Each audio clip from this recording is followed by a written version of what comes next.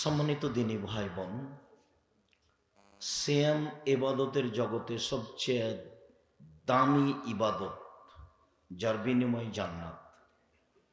এরপরেও সিয়াম পালন করে জান্নাত পাওয়া যায়, জান্নাত কিনা যায় না। হজ একটি বড় ইবাদত, যার বিনিময় জান্নাত। কবুল হলে লোকটি হয়ে যায় সেই দিনের মতো যেদিন তার মা তাকে জন্ম দিয়েছে, নিষ্পাপ হয়ে যায়। এরপরে হজ উমরা করে জান্নাত কিনা যায় না। জান্নাত কেনার একটি পথ, সেটা হলো দান। জিকির, আজকার, তাসবিহ, তাহলিল বড় ইবাদত। সূরা ইখলাস 3 বার পড়লে একবার কোরআন মাজিদ পড়ার সমান নেকি হয়, বিশাল ব্যাপার। এরপরেও এই ইবাদত দিয়ে জান্নাত কিনা যায় না। আল্লাহ তাআলা বলেন যে আমি তোমাদের জান এবং মালের বিনিময়ে জান্নাত বিক্রি করে দিলাম। জান্নাত তোমরা কিনে না। আর দানই এমন একটা ইবাদত যে একটা থেকে আর একটা ঘটাতে পারে, যা অন্য কোনো ইবাদত পারে না। আপনি আপনার বড় ইবাদত মনে করে হজ করেন, কিন্তু আপনি আপনার মায়ের কোনো উপকার করতে পারবেন না হজ করে, সেটা আপনার ব্যাপার। আপনি সালাত আদায় করেন, পৃথিবীর ব্যতিক্রম বিরল ইবাদত আপনার জন্য, কিন্তু আপনার মায়ের কোনো আপনি উপকার করতে পারবেন না। আপনি সিয়াম পালন করেন, ইবাদতের জগতে সবচেয়ে দামি ইবাদত। আপনি আপনার উপকার করতে পারবেন সিয়াম পালন করে, কিন্তু আপনার বাপ মায়ের উপকার করতে পারবেন না।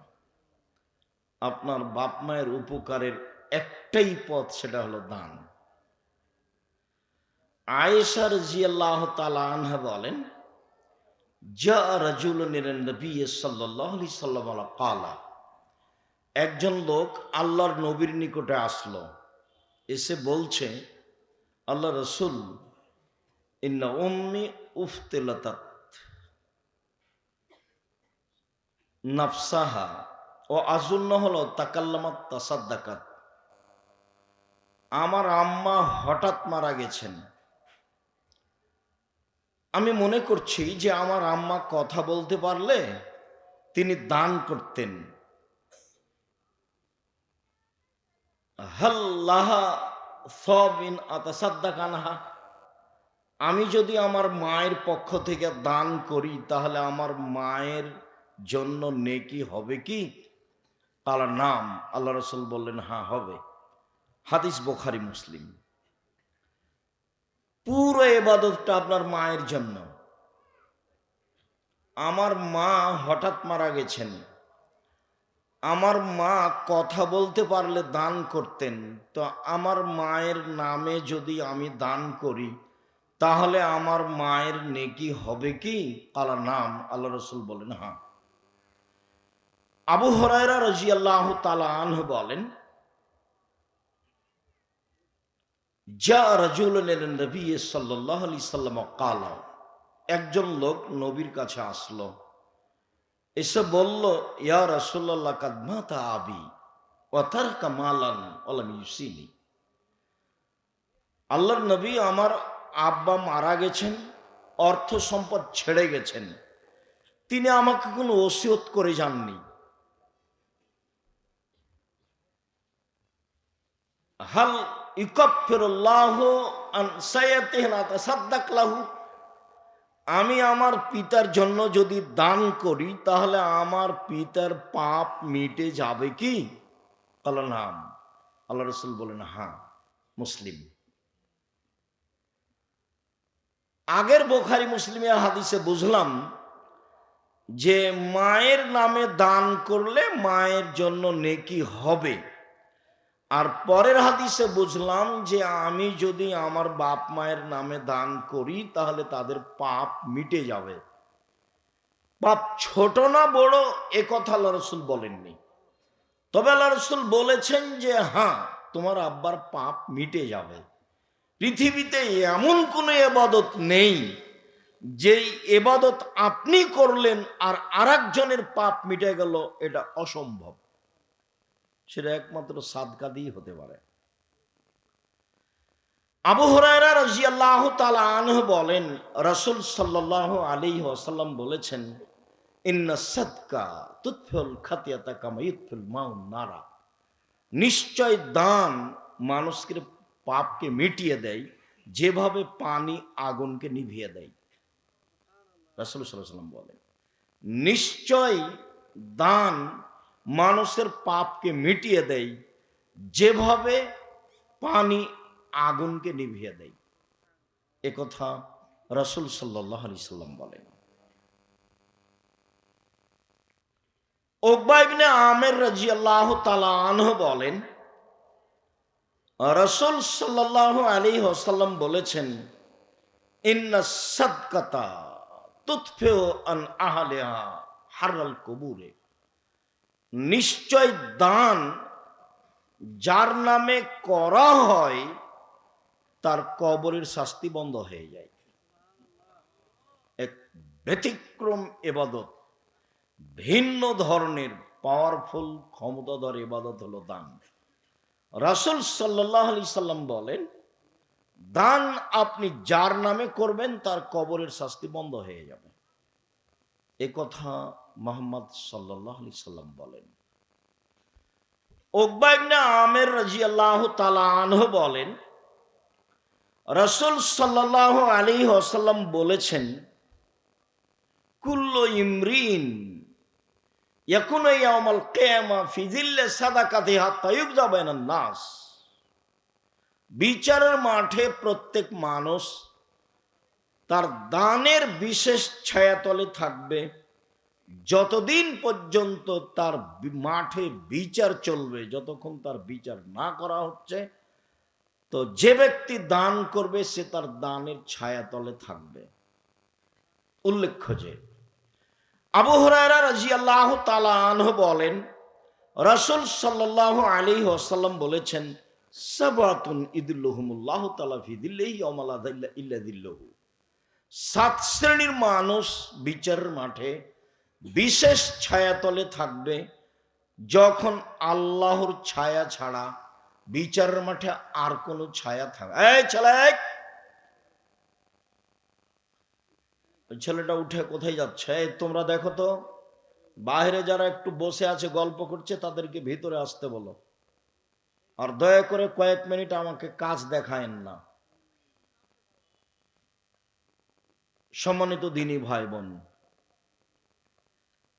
কথা না বলে, নিজের প্রয়োজন না মিটিয়ে কিছুক্ষণ অপেক্ষা করুন।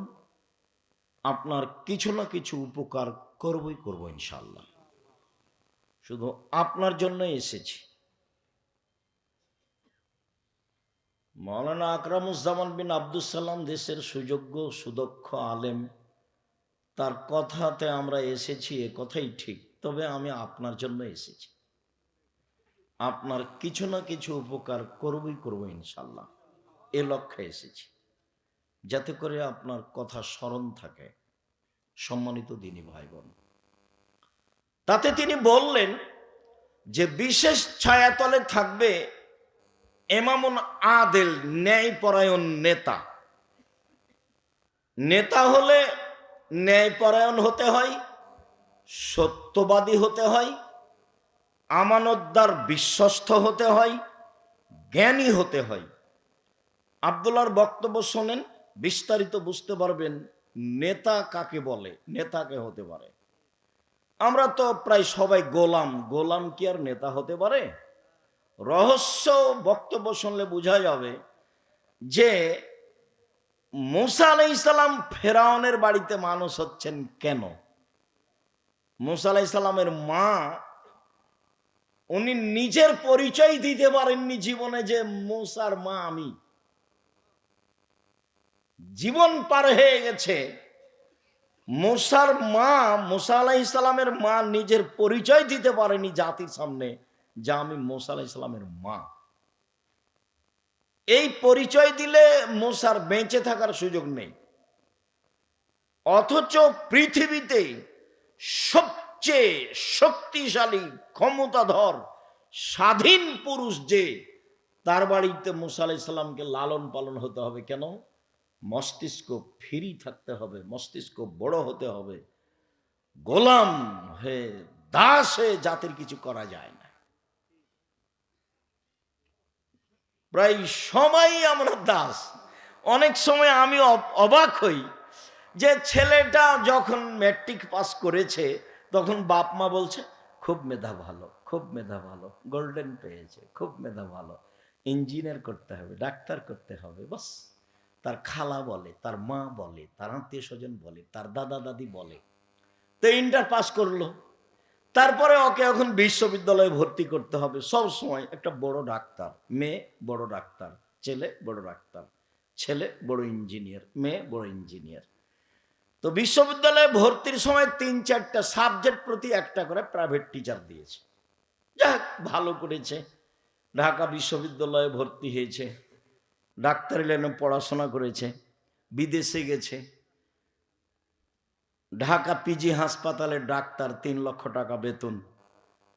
এই ডাক্তার ওই কোম্পানির ঔষধ লিখে যে কোম্পানি তাকে টাকা দিয়েছে। এখন এ তো চোর, এ তো বড় প্রতারক, এ তো ধোঁকাবাজ। এখন বাপ মা কি করলো? ইঞ্জিনিয়ার তো চোর, প্রায় 1,99,999 জন প্রতারক চোর। ওর বাপ মা যে বলছে ছেলে আমার ভালো, মেধা কত ভালো, ছেলে আমার গোল্ডেন, কত কি, কয়দিন পরে ও বড় ডাক্তার হয়ে বড় ইঞ্জিনিয়ার লন্ডন চলে গেছে। তারপরে তখন তারা তো আর বড় চাকরি দিবে না, কেননা এরা সব দাস, এরা হলো কাজের লোক। তখন এক কাজ করেছে, বড় ডাক্তার বা বড় ইঞ্জিনিয়ারকে সুইপারদের নেতা করেছে, যারা টয়লেট পরিষ্কার করে, বেতন 5 লক্ষ। তখনও ভাবলো যে পিজি হাসপাতালে ডাক্তারি করলে বেতন 3 লাখ, আর যদি আমি সুইপারদের দায়িত্ব পালন করি তাহলে বেতন 5 লাখ। ঠেকা বেঁধেছে, দেশে ফিরে যাব। কয়দিন পরে আবার দেখলো যে ও নাগরিক, কি এটাকে বলছে, সিটিজেন, নাগরিক। তো ওও খুশি, ওর বাপও খুশি, ওর মাও খুশি, সবাই খুশি। মানে এখন একেবারেই গোলাম, একবারে নগদ গোলাম। একজন বক্তা বলছে যে ইমামদের দেশে দিতে হবে, দিতে হবে, দিতে হবে। তখন আমি বলছি যে সরকারের কাছে মাওলানাকে যেতেই তো আল্লাহ নিষেধ করেছে। এখন সরকারের কাছে আমরা এতদিন ছিলাম গোলাম, তো ছোট গোলামের কি তাসগির কি হবে মাওলানা সাহেব? এই ছোট গোলামের ওগাইলাম, গোলাইমিন, ছোট গোলামের তাসগির হলো গোলাইম। গোলাম মানে এতদিন তো দাস ছিল, এখন যদি সরকারের বেতন নেই তাহলে হবে ছোট দাস, জাতির কিছু করতে পারবে না। এই বাপ মা ভুল বুঝেছে। দাস দিয়ে জাতির উপকার করা যায় না, দাস দিয়ে জনগণের উপকার করা যায় না। মায়ের পেট থেকে বের হয়ে স্কুলে বলে ও কালিমা তোমার আকাশ, ও কালিমা তোমার বাতাস। এই জাতি কোনোদিন আকাশ বাতাসকে আল্লাহর নামে কালিমার নামে ঘোষণা দিয়ে মানুষ হতে পারে, এটা অসম্ভব। মা ভুল বুঝেছে, মা চোর মানুষ করেছে, বাপ চোর মানুষ করেছে, মা ভুল বুঝেছে, প্রতারক ধোঁকাবাজ মানুষ করেছে। বাপ মায়ের উচিত জাতির কল্যাণের জন্য ছেলে মানুষ করব,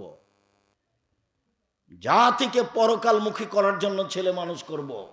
আল্লাহর রহমতের অভাব হয়েছে, মা আল্লাহকে বলবে আরে আমার ছেলে দিয়ে জাতির কল্যাণ ডেকে আনবো, 24 ঘন্টার মধ্যে ঠাকুরের গান বন্ধ করব। আরে ঠাকুর বাঙালিদের শত্রু, ঠাকুর জাতির শত্রু, ঠাকুর মুসলমানদের শত্রু, ঠাকুর বিশ্ববিদ্যালয়ের শত্রু, ঠাকুর পুরো ভারত বাংলাদেশ পাকিস্তানের মুসলমানের শত্রু। যেদিন ভারত বাংলাদেশ পাকিস্তানের মুসলমান ইংরেজদের হাতে নির্যাতিত, সেদিন ঠাকুর লন্ডনে মুচ পাকায়। আর এই শয়তানের গান আমার ছেলে বলে? আমি অত কাপুরুষ? জি না, আমি আব্দুর রাজ্জাক বিন ইউসুফ এই হিসাবে এখনো রাখিনি। আমার ছেলে মেয়ে গান বলে না, বলবে না ইনশাআল্লাহ। আপনার মতো এত কাপুরুষ আমি নিজেকে এখনো মনে করিনি। দুনিয়াকে ছোট মনে করি না, দুনিয়া অনেক বড়। কি বুঝাতে চান আপনি সেটা আপনি বুঝেন। কি বুঝাতে চায় আপনার স্ত্রী সেটা আপনি বুঝেন। দাস দাসী হয়ে জীবিকা নির্বাহ করে জাতির কল্যাণ ডেকে আনবো, এটা অসম্ভব। তাহলে আর মুসা আলাইহিস সালামকে আল্লাহ সাধারণ বাড়িতে রেখেই নবী করতে পারত। আর মেজাজি ছোট রাখা হয় না, বড় রাখতে হবে। বড় সরাসরি গিয়ে বলছে বনী ইসরাইলকে ছেড়ে দেন। কে তুমি? কি সেও না? তোমাকে কি আমি শিশুকালে লালন পালন করিনি? প্রথম কথাই মুসা আলাইহিস সালাম বলছেন বনী ইসরাইলকে ছেড়ে দেন, এই জন্য এসেছি আমি। একবারে সরাসরি ফেরাউনকে বলছে। দাস এ কথা বলতে পারবে? বাঘের মতো গেছে। বনী ইসরাইলকে ছেড়ে দেন, এই জন্য এসেছি। কে তুমি? তুমি কি মূসা নও? তুমি শিশুকালে আমার বাসায় লালন পালন হয়েছ, বহু বছর তুমি আমার মাঝে থেকেছ। আরে তুমি যা করেছ তা করেছ। তুমি এক থাপ্পড়ে মানুষ মেরেছ, তুমি বড় অকৃতজ্ঞ। আমাকে এই কথা বলো মানে? এ কথা ফেরাউন বলল। তখন মুসা আলাইহিস সালাম বলছেন, জি আমি যা করেছি তা করেছি, তখন আমি ভুল পথে ছিলাম। আপনার হত্যার ভয়ে আমি দেশ ছেড়েছি। আমার প্রতিপালক আমাকে বিদ্যে দিয়েছেন, জ্ঞানে গুণে পূর্ণ করেছেন, তিনি আমাকে নবী করেছেন। তুমি আমার প্রতি অনুগ্রহ করেছ, এই সুবাদে তুমি দাস বনী ইসরাইলকে দাস দাসীতে পরিণত করেছ। তুমি বড় অকৃতজ্ঞ, খোঁটা দিয়েছ। যেটা বলছি সেটাই করে দিতে হবে, বনী ইসরাইলকে ছেড়ে দিতে হবে। এই কথা মুসা আলাইহিস সালাম বলেন ফেরাউনের সামনে। পৃথিবীর ইতিহাসে সবচেয়ে বড় বদ মানুষ। সম্মানিত দ্বীনি ভাই বোন, যা বলছিলাম, 7 শ্রেণীর মানুষ বিশেষ ছায়াতলে থাকবে। তার এক শ্রেণী মানুষ ন্যায় পরায়ণ নেতা, ধোঁকা দিয়ে, ফাঁকি দিয়ে, অকল্যাণ করে, মেরে, লুটতরাজ করে, জেল হাজত দিয়ে, অপমান করে, অপদস্থ করে মানুষ নেতা হতে পারে। এ আবার নেতা? যদি নেতা হয় তাহলে বয়স 45 মিনিট, সময় হলো 45 মিনিট। ওইভাবে নেতৃত্ব দেওয়া যায় না। ফেরাউনের কয়েক মিনিট, আর আদ সামদ দেখতে দেখতে নাই, বাস নাই, কি ব্যাপার নেই। জুলুম বেশি ছিল। ফেরাউনের কয়েক মিনিট, এই যে মরলো, এই যে ডুবলো, এই যে ডুবলো, এই যে ডুবলো, এই যে গেল, বাস নাই।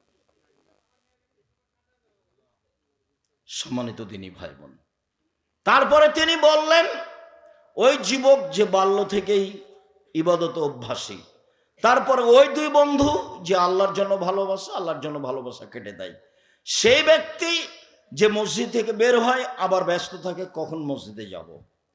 তারপরে সেই ব্যক্তি যাকে কোনো মহিলা, সম্ভ্রান্ত পরিবারের মহিলা জেনার ডাক দেয়, তখনও বলে আমি আল্লাহকে ভয় করি। তারপর সে ব্যক্তি যে নির্জনে কাঁদে, চোখের পানি ঝরঝর ঝরঝর করে ঝরে, এ থাকবে বিশেষ ছায়াতলে। তারপরে বলেন রাজুলুন তাসাদ্দাকা বিসাদাকাতিন ফাহা হাত্তা লা তালামা শিমালুহু মা তুনফিকু ইয়ামিনুহু। ওই ব্যক্তি বিশেষ ছায়াতলে থাকবে বিচারের মাঠে, যে গোপনে দান করে। একটু বলেন না চেয়ারম্যান সাহেব 5,000 টাকা দিল, বলেন 50,000 টাকা দিল। আজকে বেশি কথা নয়, আপনাদের কাজের জন্য 50,000 টাকা দিয়ে গেলাম। তো 3 শ্রেণীর মানুষ জাহান্নামে যাবে, তার এক শ্রেণীর উদ্বোধন হবে, তার এক শ্রেণীর মানুষের লোক দেখানো দানকারী, তার এক শ্রেণীর মানুষ হচ্ছেন মাওলানা সাহেব। সম্মানিত দ্বীনি ভাই বোন, বিশেষ ছায়াতলে থাকবে যারা গোপনে দান করে। ভারত, বাংলাদেশ, পাকিস্তানে কওমি মাদ্রাসায় হচ্ছে ইসলাম টিকে রাখার মাধ্যম। বিশেষভাবে সঠিক আকীদা আদর্শের মাদ্রাসা যেগুলি, সেগুলিতে দান করতে হবে আপনাকে, এই জন্য যে এগুলোই সঠিক আকীদা আদর্শে জাতিকে টিকিয়ে রাখার মাধ্যম। একটা জায়গায় দান করলেন, তারা বিদাত করে, তাহলে পাপের সহযোগিতা করা হলো। একটা জায়গায় দান করলেন, তারা শিরকের সব কাজের সাথে জড়িত, আপনি শিরকের সহযোগিতা করলেন। এদেশের মাটিতে সঠিক আকীদা আদর্শের প্রতিষ্ঠান যেগুলি, সেগুলিতেই দান করতে হবে, এ কথাই ঠিক। তাহলে আপনি এই দানের ফলাফল ভোগ করতে পারবেন। মহান আল্লাহ বলেন, আল্লাযীনা ইউনফিকুনা আমওয়ালাহুম বিল-লাইলি ওয়ান-নাহার, যারা তাদের টাকা পয়সা দান করে দিনে ও রাতে, রাত দিন করে, সিররাওয়ালা নিয়ে, গোপনে করে প্রকাশ্য করে, লোক দেখানো হয় না যেন। গোপনে তো ভালো ভালো কথা। রাসূল সাল্লাল্লাহু আলাইহি ওয়াসাল্লাম বলেন, ইন্না সাদকাতা সিররে তুতফু গাযাবার রাব্বে, গোপনে দান আল্লাহর রাগ মিটিয়ে দিতে পারে। দান, খুব ক্ষিপ্ত আল্লাহ আপনার উপরে, কিছু করেছেন পাপ, আপনি গোপনে দান করে দিলেন, আল্লাহ ঠান্ডা হয়ে যায়, আচ্ছা ঠিক আছে, যা জান্নাতে যা। দান দিয়ে আল্লাহকে সন্তুষ্ট করা যায়, দুর্বল করা যায়, আপনার প্রতি যে রাগ ছিল সেটা মিটে যাবে। আমি এই কথা বলিনি, এই কথা মুহাম্মদ সাল্লাল্লাহু আলাইহি ওয়াসাল্লাম বলেন। তিনি বলেন, ইন্না সাদকাতা সিররে তুতফু গাযাবার রাব্বে, নিশ্চয় গোপন দান আল্লাহ তাআলার রাগকে মিটিয়ে দেয়। আল্লাহ তাআলা বলেন, তোমরা রাতে দান করো, তোমরা দিনে দান করো, তোমরা প্রকাশ্যে দান করো, তোমরা গোপনে দান করো, তোমাদের জন্য রয়েছে বড় প্রতিদান। বিচারের মাঠে থাকবে না কোনো দুশ্চিন্তা, থাকবে না কোনো চিন্তা ভাবনা, একবারে নিশ্চিন্তাই থাকবে ওরা যারা দান করে দিন রাত আল্লাহকে সন্তুষ্ট করার জন্য। আল্লাহ তাআলা বলেন, আল্লাযীনা ইউনফিকুনা ফিস-সাররাই ওয়ায-যাররাই ওয়াল-কাযিমিনাল গায়জ ওয়াল-আফিনা আনিন-নাস, জান্নাতি ওরা যারা সচ্ছল অবস্থায় দান করে, অসচ্ছল অবস্থায় দান করে, কেউ করে 10 লাখ, কেউ করে 10,000, আমি করি 10 টাকা।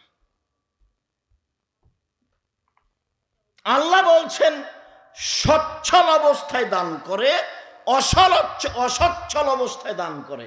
সচ্ছলতা 10 টাকা, অসচ্ছলতা 10 টাকা। একটা কয়েন, কয়েন বুঝেন কি? একটা টাকা, এটাই আমার ক্ষমতা। আল্লাহ বলেন ও জান্নাতে যাবে। 2, অল কাযিমিনাল গায়জ, রাগ দিয়ে কোনো কাজ নিতে হবে না, সব সময় রাগ মাটি করতে হবে, ঠান্ডা করতে হবে। বউয়ের ভুল দেখে বউকে মারা হবে না। তরকারিতে লবণ বেশি হয়ে গেছে, এখন গালি দিচ্ছে বউকে, মারতে যাচ্ছে, এগুলো হুঁচলা মানুষ, বুদ্ধি কম। যে কোনো ব্যাপারে রাগ দমাতে হবে। রাসূল সাল্লাল্লাহু আলাইহি ওয়াসাল্লাম বলেন, লাইসা শাদীদু বিসুরা ওয়াশ-শাদীদ আল্লাযী ইয়ামলিকু নাফসাহু ইনদাল গাযাবে, কেউ কাউকে আছাড় দিয়ে ফেলে দিতে পারে, তার নাম শক্তিশালী, কথা নয়। রাগের সময় যে নিজেকে ধরে রাখতে পারে, সেই হলো শক্তিশালী। বুখারী মুসলিম। আল্লাহ তাআলা বলেন, রাগকে দমন করতে পারে যে, সে জান্নাতে যাবে। জীবনে 2টা কাজ করবেন, তার হলো একটা, প্রতিশোধ নেবেন না কারো, যা হবে হবে। আমি জীবন বাজি রেখে চেষ্টা করি কারো প্রতিশোধ না নেওয়া। আমি খুব ভালো বুঝি, আমি বিবেচনা করে কোনোদিন নাম্বার ধরি না। মোবাইলে যতক্ষণ রিং আসে আমার পক্ষে অনুকূল হয় ততক্ষণ ধরি। তো কেউ গালি শুরু করে, আমার মা থেকে শুরু করে, আমি কোনোদিন কারো উত্তর দিইনি। বরং কথা বন্ধ করলে আমি বলি যে, ভাইজান মনে হয় আপনার টাকা শেষ হয়ে গেছে, আরো মনে হয় গালি ছিল, তো আমি আবার রিং দিচ্ছি, যদি কিছু থাকে তাহলে গালি দিয়ে নেন। আমি তার প্রতিশোধ নেওয়া প্রয়োজন মনে করি না। আমার জীবনে আমি কোনোদিন কারো প্রতিশোধ নেব না, এটা আমার ত্যাগ। কারো পিছনেও পড়বো না, কারো প্রতিশোধও নেব না। পিছনে পড়ার প্রয়োজন নেই, আর পিছনে পড়ার পরিবেশও আমি দেখি না। আমি যদি মনে করি এই মনে হয় আগিয়ে গেল, এই মনে হয় আগিয়ে গেল, এই মনে হয় আগিয়ে গেল, তখন আমার একটু হিংসা ভিতরে জাগতে পারে। তো এরকম পরিবেশ আমি দেখি না। ছাত্র জীবনে যখন ছোটকালে গ্রামে যখন থাকতাম, তখন নদীতে সাঁতার দিলে সবার আগে আছি, হিংসা করবো কার? ঘাস কাটতে গেছি, আমার আব্বা কৃষক মানুষ, ঘাস কাটতে গেছি, সবার চেয়ে বেশি ঘাস কাটি আমি, হিংসা করবো কার? হাডুডু খেলতে নামলে কে ঠেকাবে এটা ধারণায় রাখতাম না আমি, তা হিংসা করবো কার? এই হিংসার আমি কোনদিন পথ ঘাট করবো। জামিয়া সালাফের রূপগঞ্জ, এটা 100 বিঘা জমির উপরে, 100 বিঘা, যেটা আপনার বাড়ির পাশে। তা আমি হিংসা করবো কার? যেটা রাজশাহী এটা 50 বিঘা জমির উপরে, যেটা দিনাজপুর সেটা 20 বিঘা জমির উপরে। এমনি জমি আছে কুষ্টিয়ায়, মেহেরপুরে, ঝিনাইদহে, ময়মনসিংহে, ফেনীতে, চট্টগ্রামে, বরিশালে, বগুড়ায়, বিভিন্ন ডিস্ট্রিক্টে আছে। তো হিংসা করার কোনো প্রয়োজন আমি দেখি না, আর অত টেনশনও ভোগ করা আমি বুঝি না। আমার কাছে কোনো নাই, মানে টেনশন, দুশ্চিন্তা, খুব বড় দূরদর্শিতা, এই করব সেই করব, এইটা আমার মাথায় কাজ করে না। আছে যখন যেটা সামনে আসে তখন সেটা ধরি, বুঝতে পারি না কিভাবে চলে। জামিয়া সালাফে প্রতি মাসে বেতন লাগে 40 লক্ষ, 5,000-এর বেশি ছেলে মেয়ে আছে, 300 জনের বেশি এখন শিক্ষক শিক্ষিকা আছে। আরেকটা, মানুষের পিছনে পড়া প্রয়োজন মনে হয় না, পড়ি না। খারাপ লাগে, আমাকে লাগে না এমনটা কথা নয়, খারাপ লাগে, তারপরে সেই কথা আমি সামনে নিয়ে আসি না। সম্মানিত দিনী ভাই বোন, বলছিলাম রাগকে দমন করবেন, জান্নাত হবে ইনশাআল্লাহ। 3, মানুষকে মাফ করতে শিখতে হবে, প্রতিশোধ নিতে হবে না। জেল নাই, জুলুম নাই, হাজত নাই, প্রতিশোধ নাই, মারামারি নাই, দাঙ্গামা হাঙ্গামা নাই। বাস আপনার ছেলেকে মেরেছে, আচ্ছা ঠিক আছে, মেরেছে, এই নিয়ে মাথা ঘামায়। একদিন আব্দুল্লাহ বলছে ওর আম্মাকে, আম্মা কি করা যায়, সবাই এতই বলছে আম্মা আমার বিরুদ্ধে। তখন ওর আম্মা বলছে, দেখো মুখ খোলা নিষেধ, মুখ খোলায় নিষেধ, মুখই খুলতে হবে না, যা হবে হবে, লুটে খায় না, তাতে আসে যায় না। তাহলে সচ্ছল অসচ্ছল অবস্থায় দান করলে জান্নাত হবে ইনশাআল্লাহ। 2, রাগকে দমন করে চলতে হবে, জান্নাত হবে ইনশাআল্লাহ। 3, মানুষকে মাফ করতে শিখতে হবে, প্রতিশোধ নেই, প্রতিশোধই নেই, যা হবে হবে, জেল জুলুম নেই, যা হবে, জান্নাত হবে ইনশাআল্লাহ। সম্মানিত দিনী ভাই বোন, আবু মুসা আশআরী রাদিয়াল্লাহু তাআলা আনহু বলেন, রাসূল সাল্লাল্লাহু আলাইহি ওয়াসাল্লাম একদা বললেন, আলা কুল্লি মুসলিম সাদাকা, সবাকে দান করতে হবে। অবাক হয়ে গেলেন, সবাকে দান করতে হবে? ফেলে নেস্তাতে, না পারলে কি করবে? সবাই দান করবে, কোথায় টাকা পাবে দান করবে? তখন আল্লাহ রাসূল বলছেন, ইয়ামাল বিয়াদাইহি ফায়ানফু নাফসুহু ওয়া ইয়াতাসাদ্দাকু, কারো যদি কিছুই না থাকে তাহলে মানুষের বাড়িতে কাজ করবে, সারাদিনে যে কাজ করেছে সেই কাজ থেকে নিজে কিছু উপকৃত হবে, খাবে, আর কিছু দান করবে। তার মানে দিন মজুরকে দান করতে হবে, ভ্যান চালককে দান করতে হবে, দান করতে হবে প্রত্যেক মানুষকে। জোরালো যখন ঘোষণা আল্লাহ রাসূল দিলেন, তখন সাহাবীগণ বললেন, যদি না পারে কেমনে দান করবে? আল্লাহ রাসূল উত্তরে বললেন, মানুষের বাড়িতে কাজ করে দান করবে। এদেশে একটা দল আছে, তারা বলে এয়ানত, মানে যে পয়সা ইনকাম করো সেই পয়সা থেকে দান করতে হবে, একটা আয় অনুপাতে। কথাটা যে খারাপ তা নয়, ভালোই আছে। এখন টাকা কিভাবে খরচ হচ্ছে সেটা যারা নিচ্ছে তাদের ব্যাপার, তবে পদ্ধতি ঠিক আছে। আল্লাহ বলছেন আমি যেটা খেতে দিয়েছি সেখান থেকে দান করো, নবীও বলছেন মানুষের বাড়িতে কাজ করো, কাজ করে দান করো। এখন সাহাবীগণ বলছেন ফাইনলামেস্তাতে, মানুষের বাড়িতে কাজ করতে না পারলে কি করবে? তখন আল্লাহ রাসূল বলছেন, ইউনিদাল হাজাতিল মালউফা, অসহায় মানুষের সহযোগিতা করবে। তখন সাহাবীগণ বলছেন ফাইনলামেস্তাতে, এটা যদি না পারে, তখন আল্লাহ রাসূল বলছেন যে ফায়ুমসিক নাফসাহু আনি শাররি ফাইনাল্লাহ সাদাকা, তাহলে নিজেকে অন্যায় থেকে ঠেকিয়ে রাখবে, এটাই হলো দান।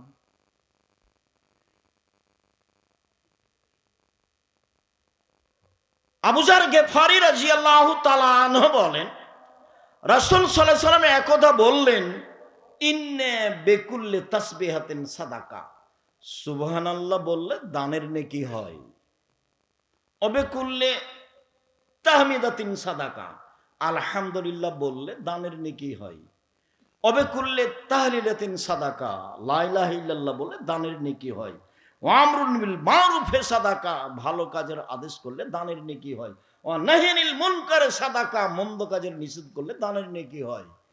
শেষ পর্যন্ত বলা বাহুল্য, রাসূল সাল্লাল্লাহু আলাইহি সাল্লাম বলছেন, তাই বলছেন অফি বজে আহাদুকুম সাদাকা, তোমাদের স্ত্রীর নিলেও দানের নেকি হয়। তখন সাহাবী বলছেন আল্লাহ রাসূল, সাহাবীগণ বলছেন আল্লাহ রাসূল, ইয়াতি আহাদুনা শাহওয়াতাহু ওয়ালাহু ফিহি আজর, আমাদের কোন মানুষ তার প্রবৃত্তিকে মিটাবে, তাতে নেকি হবে। তখন আল্লাহ রাসূল বলছেন, তাহলে ঠিক আছে, তোমরাই বলো, বলা ওয়াজাহা ফি হারামিন, এটা যদি হারাম উপায় হয় তাহলে পাপ হবে কি না? হ্যাঁ, তাহলে তো পাপ হবেই। যদি এই মিলন হারাম উপায়ে হয়, তাহলে যদি পাপ হয়, তাহলে হালাল উপায় হলে নেকি হতে পারে, নেকি হবে। এটা দানের পথ, সিরিয়াল বলতে থাকে, নিরাশার কিছু নেই। আবু হুরায়রা রাদিয়াল্লাহু তাআলা আনহু বলেন, রাসূল সাল্লাল্লাহু আলাইহি ওয়াসাল্লাম বললেন, ইন্না সাদাকা লা তুনকিসুল আমওয়াল, দান কোনদিন পয়সাকে কমায় না। আল্লাহ তাআলা বলেন, ইয়ামহাকুল্লাহু রিবা ইউরবিস সাদাকাত, দান মানুষের টাকাকে বেশি করে দেয় আর সুদ মানুষের টাকাকে কমিয়ে দেয়। এক মিনিট, সুদ খুব ভয়াবহ জিনিস। সম্মানিত দিনী ভাই বোন, সুদের যে ভাষা উল্লেখ হয়েছে, পাপের জগতে এই ভাষা উল্লেখ হয়নি আর কোন পাপে। অবাক কথা, পৃথিবীতে সবচেয়ে মহাপাপ শিরক, কিন্তু ভাষা এমন নয়। পৃথিবীতে দ্বিতীয় মহাপাপ পিতামাতার অবাধ্য চলা, কিন্তু ভাষা এমন নয়। পৃথিবীতে তৃতীয় মহাপাপ মিথ্যা সাক্ষী, কিন্তু ভাষা এমন নয়। কি ভাষা? তিনি বলছেন, মায়াকুল দিরহাম রিবা ইয়ালাম আসাদ্দু মিন সিত্তাতি ওয়া সালাসিনা জিনিয়া, কে যদি জেনে শুনে 1 টাকা সুদ খায়, 36 বার জেনা করে যত পাপ হবে, 1 টাকা সুদ খেলে তার চেয়ে বেশি পাপ হবে। তিনি বলেন, আর রিবা সাবুনা জুজান আইসারা রাজুল উম্মাহু, আইসারা রাজুল আনকাহু উম্মাহু, সুদের পাপের 70টি ভাগ রয়েছে, তার ছোট ভাগ হলো মার সাথে জেনা করলে যেমন পাপ হয়। শিরক মহাপাপ, কিন্তু ভাষা এরকম নয়। পিতামাতার অবাধ্য চলা মহাপাপ, কিন্তু ভাষা এমন নয়। মিথ্যা সাক্ষী দেওয়া মহাপাপ, কিন্তু ভাষা এমন নয়। মানুষকে হত্যা করা মহাপাপ, কিন্তু ভাষা এমন নয়। এতিমের সম্পদ খেয়ে নেওয়া মহাপাপ, কিন্তু ভাষা এমন নয়। সন্তানকে হত্যা করা খাদ্যের ভয়ে মহাপাপ, কিন্তু ভাষা এমন নয়। অবাক ভাষা, যে কেউ যদি জেনে শুনে 1 টাকা সুদ খায়, 36 বার জেনা করে যত পাপ হবে, 1 টাকা সুদ খেলে তার চেয়ে বেশি পাপ হবে। পাপের জগতে এরকম ভাষায় নাই কোনো পাপের সাথে। অবাক পাপ। সুদের পাপের 70টি ভাগ রয়েছে, ছোট ভাগ হলো মার সাথে জেনা করলে যেমন পাপ হয়।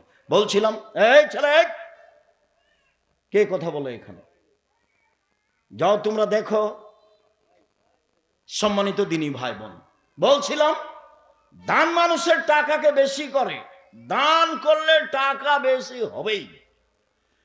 আবু হুরায়রা রাদিয়াল্লাহু তাআলা আনহু বলেন, রাসূল সাল্লাল্লাহু আলাইহি সাল্লাম বললেন, ইবনে আদম আনফিক উনফিক আলাইকা, আদমের ছেলে মেয়ে শোনো, তোমরা দান করো, আমি সেটা তোমাদের পাল্টা দিয়ে দেব। আল্লাহ বলছেন। উমামা বাহিলি রাদিয়াল্লাহু তাআলা আনহু বলেন, রাসূল সাল্লাল্লাহু আলাইহি সাল্লাম বলেছেন, ইন তাফজলিল ফাজলা খায়রুন লাক আইন তুমসিকুহু শাররুন লাক, খেয়ে পান করে যেটা বেশি হলো, সেটা যদি দান করো তোমার জন্য ভালো, সেটা যদি বাড়িতে রেখে দাও তাহলে তোমার জন্য খারাপ। আল্লাহ তাআলা বলেন। আসমা রাদিয়াল্লাহু তাআলা আনহা বলেন, রাসূল সাল্লাল্লাহু আলাইহি সাল্লাম বলেন, আসমা তাসাদ্দাকি ওয়ালা তুসি ফাইসাল্লাহু আলাইকা, আসমা দান করো, হিসাব করো না কয় টাকা দান করলে। ওয়ালা তুই ফাইসাল্লাহু আলাইকা, আসমা দান বন্ধ করো না, নইলে আল্লাহ তোমার উপরে দয়া রহমত বন্ধ করে দেবেন। ফারজাকি মুস্তাতাতে, আসমা সম্ভবপর দান করতে থাকো, সম্ভবপর, দান বন্ধ করো না।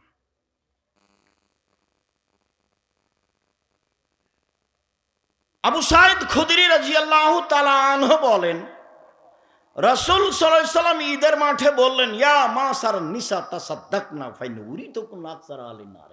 এই মহিলাদের দল শোনো, আমি দেখছি জাহান্নামের অধিকাংশ মানুষই হচ্ছে নারী। জাহান্নাম বলতে নারী আর নারী, জাহান্নাম বলতে মহিলা আর মহিলা, জাহান্নামের অধিকাংশ মানুষই হচ্ছে মহিলা। তোমরা দান করে নিজেকে জাহান্নাম থেকে বাঁচাও। শোনো, তোমরা দান করে নিজেদেরকে জাহান্নাম থেকে বাঁচাও। যায়েনব ইমরাত আব্দুল ইবনে মাসউদ তিনি বলেন, রাসূল সাল্লাল্লাহু আলাইহি সাল্লাম বললেন, ইয়া মাসার নিসা তাসাদ্দাকনা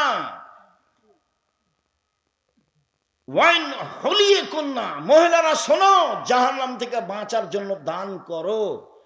কানের গয়না হলেও, গলার গয়না হলেও, তোমরা যেসব গয়না পরে আছো সেইটা হলেও দান করে জাহান্নাম থেকে বাঁচো। এই কথা মুহাম্মদ সাল্লাল্লাহু আলাইহি সাল্লাম বলেন।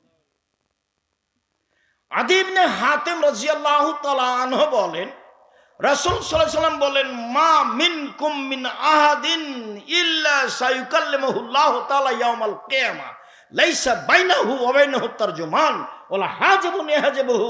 বিচারের মাঠে আল্লাহ প্রত্যেকটা মানুষের সাথে মুখামুখি কথা বলবেন। প্রত্যেকটা মানুষ সেদিন দুইজনের মাঝে থাকবে না অন্তরাল। ওইদিকে আল্লাহ, এদিকে আপনি, মধ্যে কোনো অন্তরাল থাকবে না। মুখামুখি কথা হবে এবং দোভাষী থাকবে না। দোভাষী দিয়ে কোনো কথা হবে না।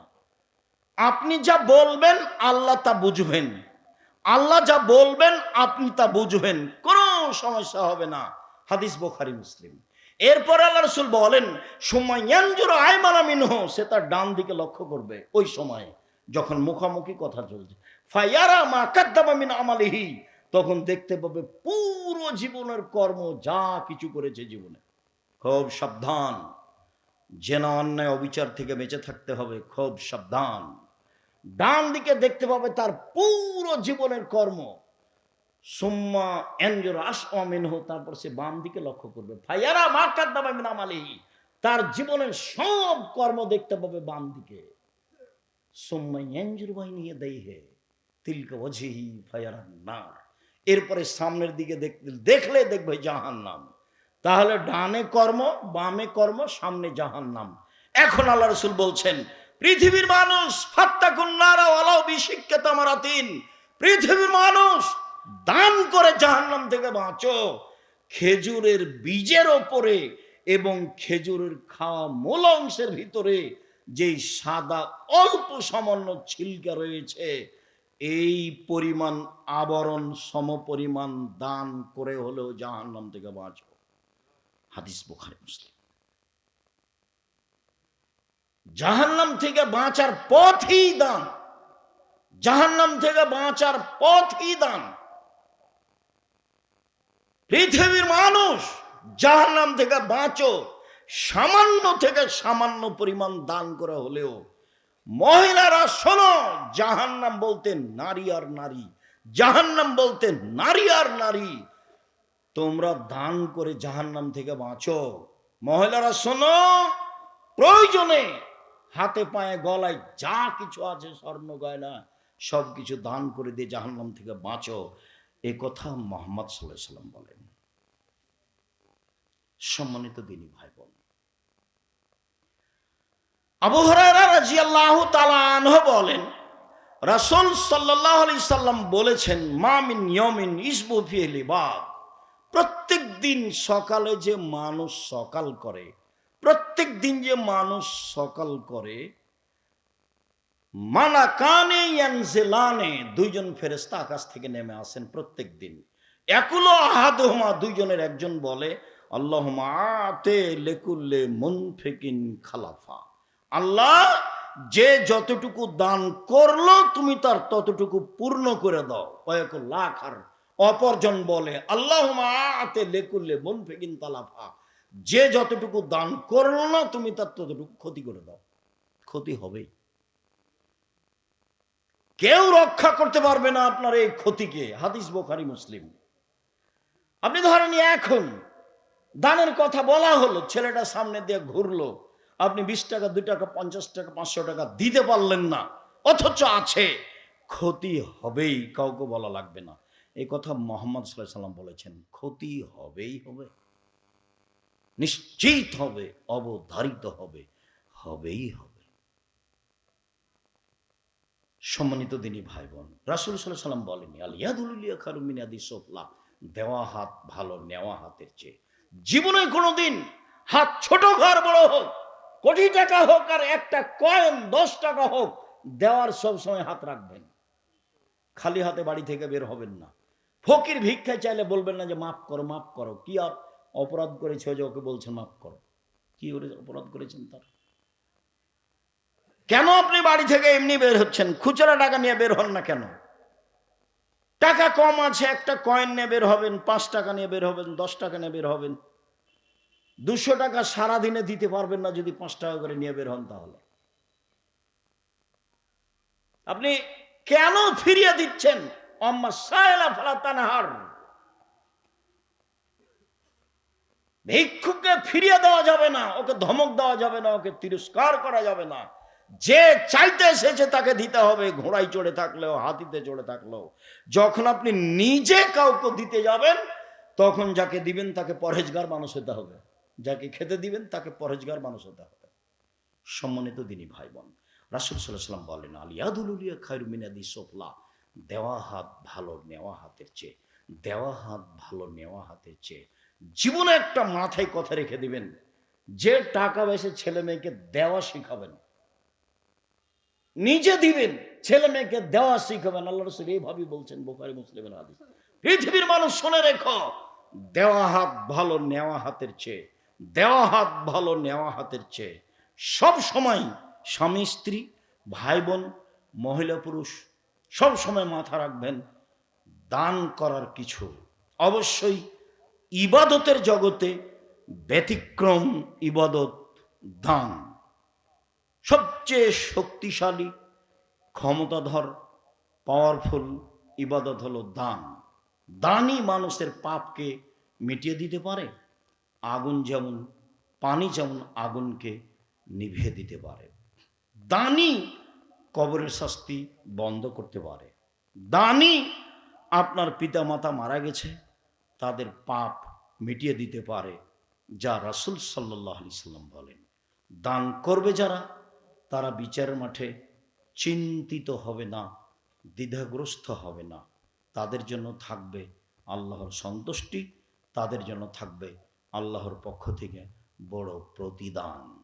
দান করে যারা, সচ্ছল অসচ্ছল অবস্থায় জান্নাত পাবে, তারা পাবেই ইনশাআল্লাহ। সম্মানিত দিনী ভাই বোন, পরকালের লক্ষ্যে আল্লাহকে সন্তুষ্ট করার আশায় এরকম প্রতিষ্ঠানে এহউস সুন্নাহ সবার পরিচিত মাওলানা আকরামুজ্জামান বিন আব্দুল সালাম সকল দিনী ভাই বোনকে যারা দেশ বিদেশে আছেন, সামনে আছেন, অনলাইনে পৃথিবীর বিভিন্ন প্রান্ত থেকে অবগত হচ্ছেন, আরও সময়ের গতিতে হবেন, সকল দিনী ভাই বোনকে আকরামুজ্জামান ভাইয়ের প্রতিষ্ঠানে দান করার জন্য, দানের হাত প্রশস্ত করার জন্য আন্তরিকভাবে অনুরোধ রইল। দোয়া করবেন, দান করবেন, জামিয়া সালাফের জন্য দোয়া করবেন যেন আল্লাহ কবুল করেন, এটার জন্য দোয়া করবেন যেন আল্লাহ কবুল করেন। উপরে কবুল হলে কাজ সহজ, উপরে কবুল না হলে কাজ ভারী। তুমি সর্বশক্তিমান, সব কিছু করতে পারো, তুমি আমাদের অন্তর্যামী, অন্তরকে ভালো করে জানো। বিশ্বাস করি তোমাকে, তুমি আজিজ পরাক্রমশালী। বিশ্বাস করি তোমাকে, তুমি আজিজ পরাক্রমশালী, তোমার কোনো অংশীদার নেই। ফালুল্লেমা ইরিদ, যা ইচ্ছা তাই করতে পারো। দিনকে যেমন দিন বলি, রাত বলি না, বিশ্বাস রাখি যেটা দিন। রাতকে যেমন রাত বলি, দিন বলি না, বিশ্বাস রাখে যেটা রাত। ঠিক তোমাকে এইভাবে বিশ্বাস করি। সামান্যতম সরিষা সম পরিমাণ বিশ্বাসের ব্যাপারে, এক অদ্বিতীয় বলার ব্যাপারে, লা শারিক বলার ব্যাপারে, পরাক্রমশালী বলার ব্যাপারে সামান্যতম দ্বিধাদ্বন্দ্ব নেই। তোমার উপরে এই জোরালো দাবি ও দাওয়া ভরসা রেখে আজকের আলোচনা এখানে শেষ করলাম। সুবহানাকাল্লাহুম্মা ওয়া বিহামদিকা আশহাদু আল্লা ইলাহা ইল্লা আনতা আস্তাগফিরুকা ওয়া আতুবু ইলাইক। আসসালামু আলাইকুম।